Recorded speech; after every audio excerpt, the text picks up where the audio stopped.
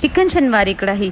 अब आपको रेस्टोरेंट जाने की ज़रूरत ही नहीं, घर पर मज़ेदार शनवारी कढ़ाई बनाएं। मैं हूं साइमा, वेलकम करती हूं आपका टेस्टफुल में। रेसिपी शुरू करते हैं।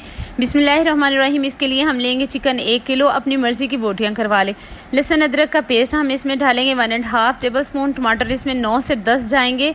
सब्ज़ मिर्चें अब हम इसमें डालेंगे 7 से 8। काली मिर्चें इसमें डालेंगे 1 टेबल स्पून भरकर पिसी हुई।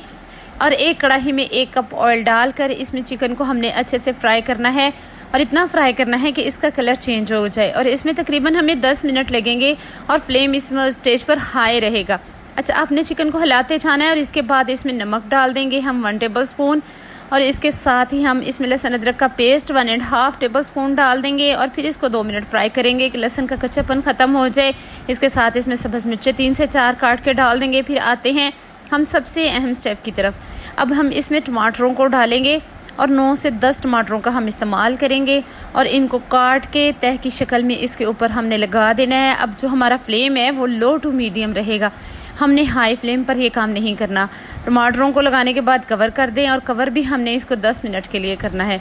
और 10 मिनट के बाद जब हम कवर हटाएंगे और टमाटरों का छिलका रिमूव कर देंगे, फिर हमने इसकी अच्छे से भुनाई करनी है कि टमाटर हमारे जो है वो अच्छे से मिक्स होकर तो एक पेस्ट की शक्ल इख्तियार कर लें। अच्छा, इस स्टेज पर आपने भुनाई किसी सूरत में कम नहीं करनी, क्योंकि भुनाई की सूरत में ही हमारे टमाटर पेस्ट की शक्ल इख्तियार करेंगे। अब टमाटर मिक्स हो गए हैं, इसमें हम आधा कप फेंटा हुआ दही डाल देंगे। फिर अच्छे से मिक्स करेंगे 5 मिनट के लिए, और इस 5 मिनट के बाद हम इसको दम वाली आंच पर रख देंगे कवर लगा के, ताकि अगर चिकन में कोई कच्चापन हो तो वो भी ख़त्म हो जाए। कवर हटाने के बाद इसमें काली मिर्च 1 टेबल स्पून भर के डाल दें।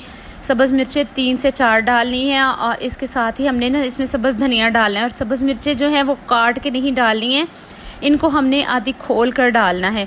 और देखें जी, हमारी चिकन शनवारी कढ़ाई रेडी है। रेसिपी अच्छी लगी हो तो चैनल को लाइक और सब्सक्राइब भी कर दें। Thanks for watching.